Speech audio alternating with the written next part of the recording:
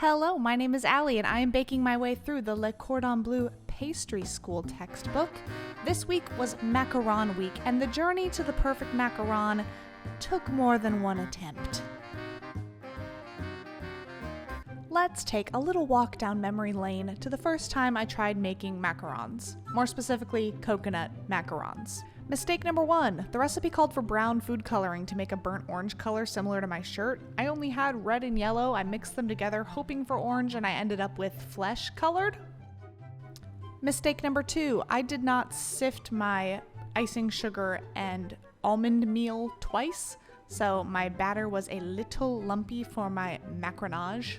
Now, despite that misstep, my batter actually came out okay for my macaronage. Macaronage is this technique where you gently fold together your wet and dry ingredients so you get that smooth and shiny macaron batter. And mine actually came out pretty okay. I had beat the air out of it enough. It was smooth, it was shiny, it looked exactly like it was supposed to. The only big issue I had with it is due to the color. When I piped it, it looked like, human nipples. It looked like nipples. And you would think this was the worst problem I had, but it was about to get far worse right about now. Measuring liquid, not with a scale, but by sight. And going from bad to worse, this recipe called for potato starch. I was too lazy to look for potato starch in stores, so I thought cornstarch would be a suitable substitution, and spoiler alert, it wasn't.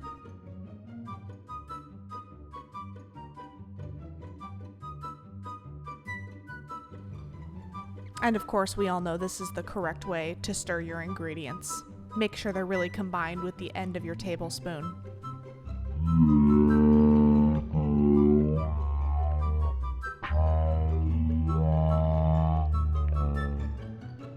It is at this moment that I started having issues with heat. The instructions said to bring the liquid for the icing in the middle up to a boil, which I did.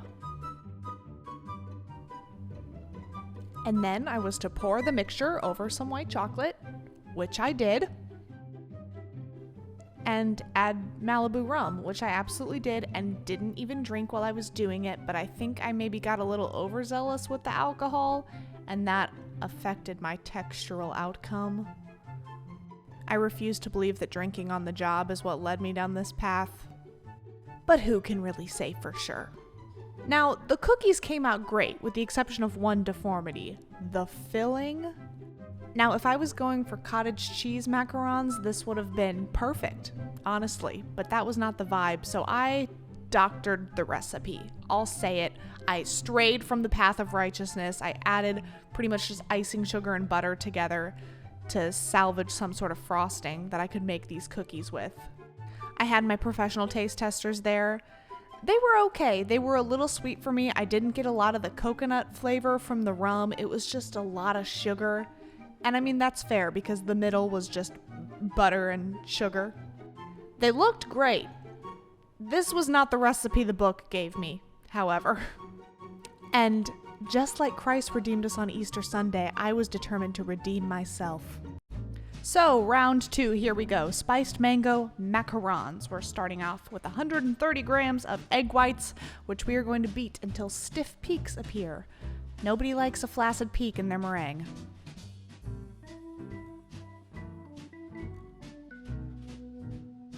While our eggs are being beaten, I am double sifting, mind you, double sifting both my icing sugar and my ground almonds together to make a homogeneous, dry mixture.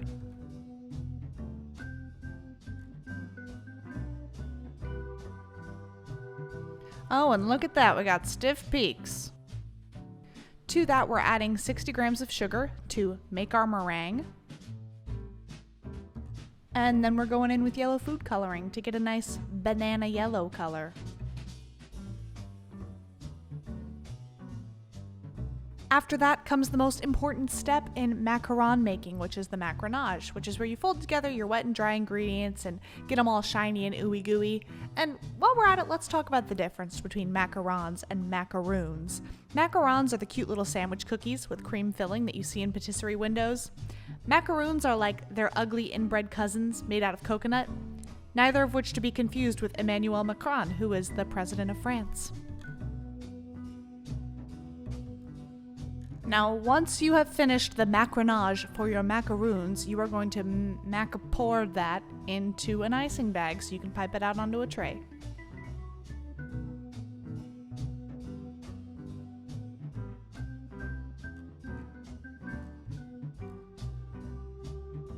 You should have yourself a nice little piping bag banana. Now, these are getting piped out onto a tray. They don't really spread out because there's not a leavening agent in here, so you can keep them like an inch apart. There's kind of a learning curve to getting the swirl and twist off, but I finally got the hang of it.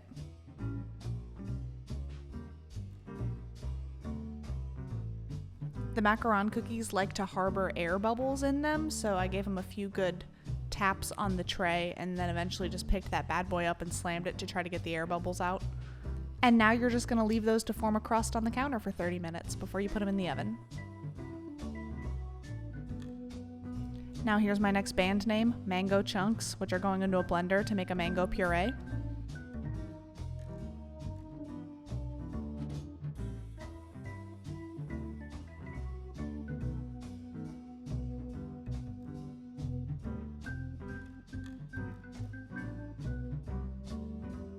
And from what I gathered, you want this as smooth as possible. Now here was the most exciting part of this whole recipe for me. I found out that this mango puree, because it was frozen, tastes exactly like mango ice cream. So after I spooned out my 130 grams that I needed for the filling, I just started eating it right out of the blender. For like 5 minutes, I just stood there and ate it because it was so delicious. Frozen mango in a blender, who knew?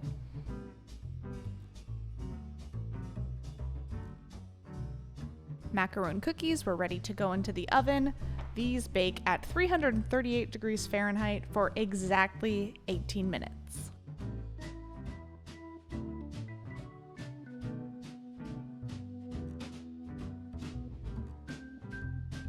And now comes the part where it all went horribly wrong. The hot stuff to make the filling in the middle. I was having more flashbacks as I was pouring the 60 milliliters of cream and 130 grams of mango puree into the pot to boil.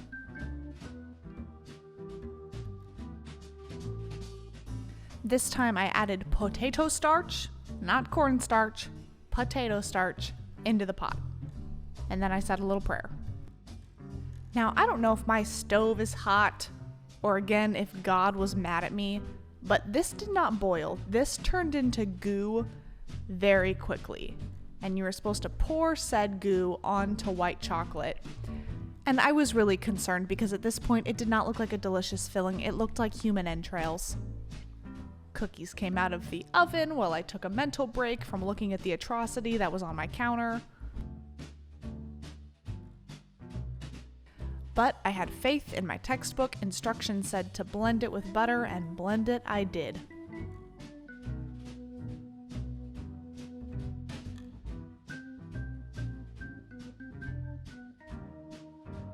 And lo and behold, it went from looking like the inside of a pumpkin to looking like a pretty homogeneous, creamy filling. Needless to say, I was thrilled, so that had to go into a bowl covered in saran wrap in the fridge for an hour before I could pipe that stuff onto my cookies.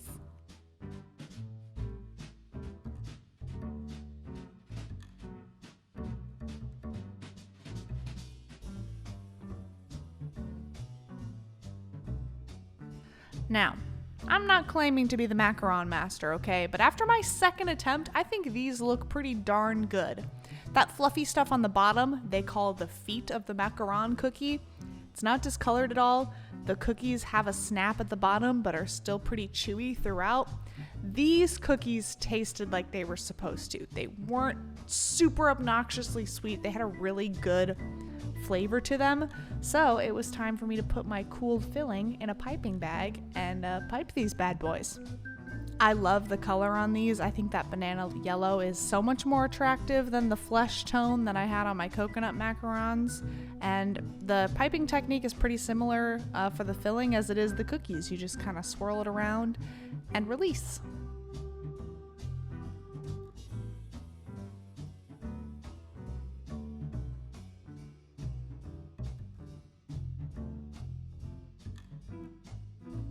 And we're gonna put hats on all these gentlemen for their night out on the town.